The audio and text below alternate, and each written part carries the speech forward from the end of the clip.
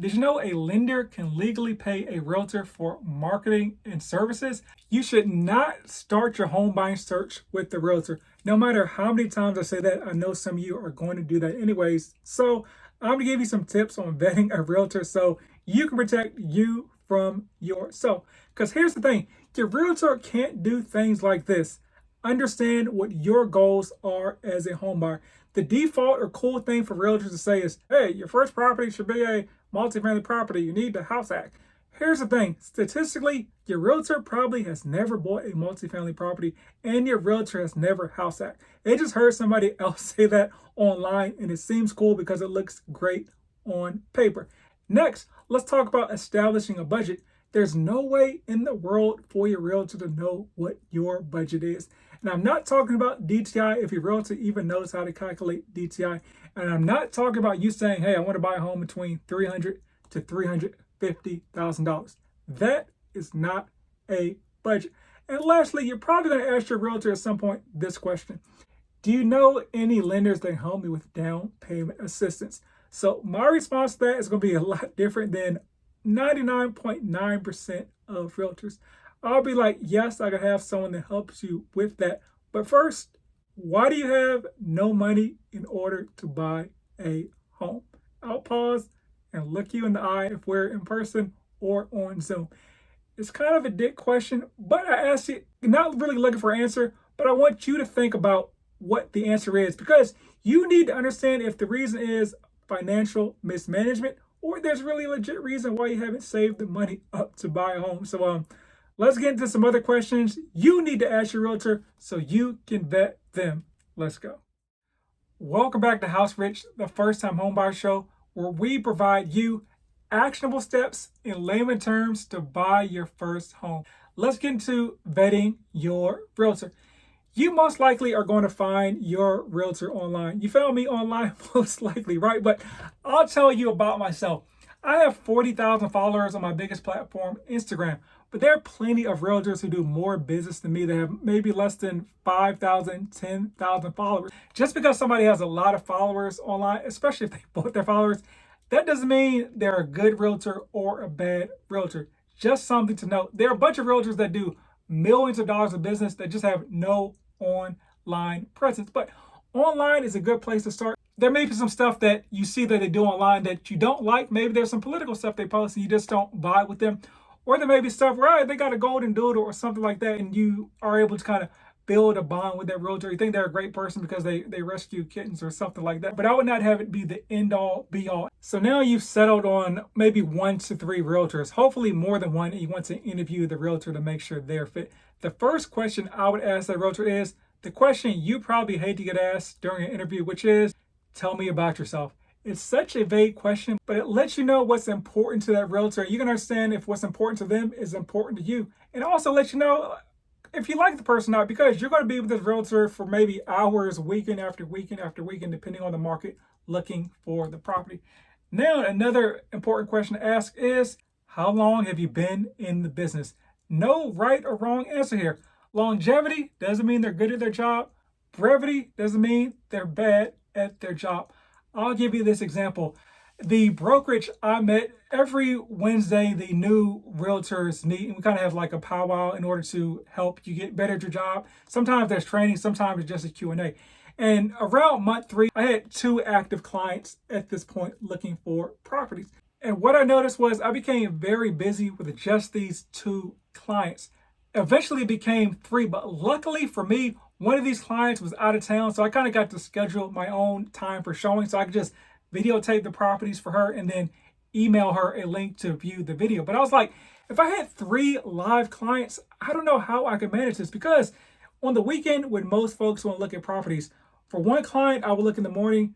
The next client, I would look in the afternoon. Sometimes I would do a whole Saturday with one client and a whole Sunday with the other client. And sometimes they wanted to look during the weekdays as well. But I was thinking, if I had an active third client, I don't know how I would manage the weekend thing. And so I posed the question to the group. It's like, how in the world do you juggle more than 2 clients? And what I was told was that, hey, I tell clients I can only look at 3 homes for them. That kind of is what it is. Here's a list of 10 homes. Give me your top 3 to look at. That does a couple of things. It helps you as the home buyer maybe focus your actual home search. But think about if you're just a brand new client, you don't understand the area, you don't understand really the type of property you want. If you're with a much busier realtor, let's say that client has like 5 to 7 active clients, you're most likely not going to get the attention that I was giving my clients where I was looking at 7, 8 homes a day. You may get that list of, hey, 1 to 3 properties we can look at. That's it. I don't have time to be going all over the Metroplex in order to show you property. So I like to point that out to say that the new guy that's hungry may be a better fit for you as a first-time homebuyer, and they may give you more attention. But that veteran realtor may also be able to help you fine-tune your search and say, hey, you don't actually need to look for 7 to 8 properties in this area. I know this area, based on your criteria, these 3 properties will work best for you. There's no need to look in this neighborhood. I know you're not going to like it. So you got to kind of understand which scenario works best for you. Another important question to ask is, are you full-time or part-time? Because let's say you do the, hey, tell me about yourself. You research them on social media. You find out you really like this person. They're just a great person. You really want to work with them. However, let's say they're part-time, meaning they have a 9 to 5. And so they're basically unavailable from 8 to 6 between going from work and home. Well, if you have like an off schedule, let's say you're a nurse and you maybe get your schedule the week before, or maybe you're off on a Wednesday or a Thursday, or maybe you work nights, so you're only available during the day.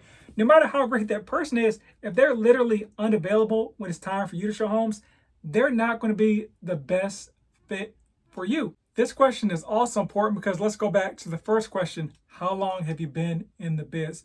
Well, if you've been in the biz for 10 years, but you've been part-time all 10 years, it's probably because you're not doing a lot of business. So a good question to ask is, how many deals do you typically close a month, or how many deals have you closed in the last 12 months? If someone's like, hey, I've been a realtor for 10 years, but they've only closed 3 deals in the last year, they're probably less experienced than the person that's been a realtor for 2 years, but they closed 10 deals in the last 12 months. So they've closed 24 deals in the last 12 months. So if you want to know what they're really doing, ask how many deals do they close.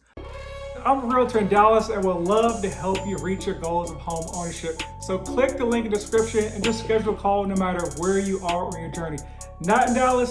No worries, I can help connect you with a vetted realtor in your local jurisdiction as well. And feel free to share with friends, family, and foes. Everyone gets left. But back to the question as well of availability. Ask them, are they part of a team? Because if they're doing units and they're full-time, they still may not be available to you 24/7 because you want to look at homes most likely after work or on the weekends. That's when statistically most folks look for homes. So there are going to be times that multiple clients want to look for properties at the exact same time. Now, if they're part of a team, they can have a team member assist you, or part of a bigger brokerage, they have somebody else from the brokerage assist you and show that property for you during the times that they're unavailable. You may be working with somebody that's in one of these small, sleek brokerages, but if there are only like 5 to 7 people at the brokerage, they may not be available for you to see the homes that you like during that time frame, and you may miss out on opportunities. So always ask if they're part of a team or what they will do if they're unavailable to show you homes, but you need to stay at home at that time. Next, ask them what areas they specialize in. Most realtors will just tell you they look at every single area they can drive to. Fun fact about me, the first deal I ever closed was in Fort Worth, Texas. If you're in the Dallas market, you know Fort Worth is about 45 minutes east of Dallas. In 8 years in the DFW area, I'd only been to Fort Worth like 3 times. But it was my first deal, so I was going to go anywhere. And the client was like, yeah, I'm looking for homes in Fort Worth. I was like, oh, yeah, I understand the market. But here's the thing. I did a bunch of research for the client, and I actually found him a home in Fort Worth our first day out because I did a bunch of research. But everyone's not going to do the research that I did, and just there's stuff that I wouldn't even know to research because I was not familiar with the market. So this is important if you're looking at like a specific area. Once again, if you're in Dallas and like say, hey, I want to live in the State Thomas neighborhood because it's one of the few walkable areas of Dallas, you may want to focus on a realtor that is a subject matter expert in that area for a couple reasons. One, they probably have good relations with the realtors that work in that area. 2, they may have access or knowledge of off-market listings. Everyone's favorite thing to ask realtors, hey, you got any off-market listings? Well, if somebody is a subject matter expert, they may know about homes that are on the MLS. You hear about the MLS. Homes that are on the MLS are on Zillow.com, Realtor.com. There's not like a secret database of off-market properties. And then 3, they may have access or knowledge of homes that are coming soon and not yet on the market. So they're not off-market, but they're coming soon. So they may be able to give you a leg up in the area. And it also may be important to work with a realtor that is well respected in the area, because let's say you and Sally offer the exact same terms on the loan. Well, if the person's like, okay, I understand, Chris is a great realtor here. These deals are exactly the same. I know Chris always comes through on what he has to say. I'm going to take the deal from the client that Chris offered. So that may help you as well, using a realtor that's a subject matter expert in that area. Next, what price range do you typically work at? Once again, no right or wrong answer. However, if the realtor typically works in, let's say, the $300K to $500K price range, and you're looking at like a $1.5 or $2 million home, they may not be as familiar with the luxury market as you need them to be. And same thing with let's say $800K to $1 million, but vice versa.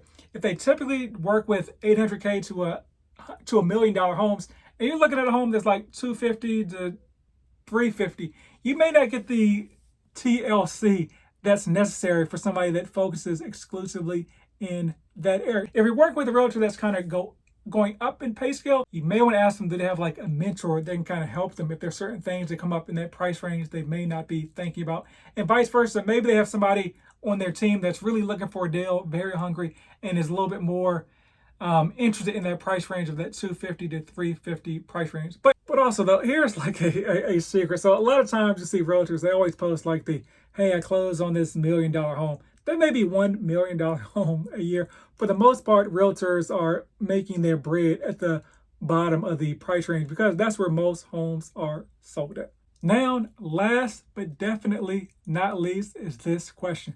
So despite me telling you not to, most likely you talk to a realtor first in this process, and you may not be pre-qualified already, or maybe you are pre-qualified. Either way, their realtor is going to say, hey, would you like to talk to my lender? Or you're not pre-qualified, hey, you want to get pre-qualified through my lender.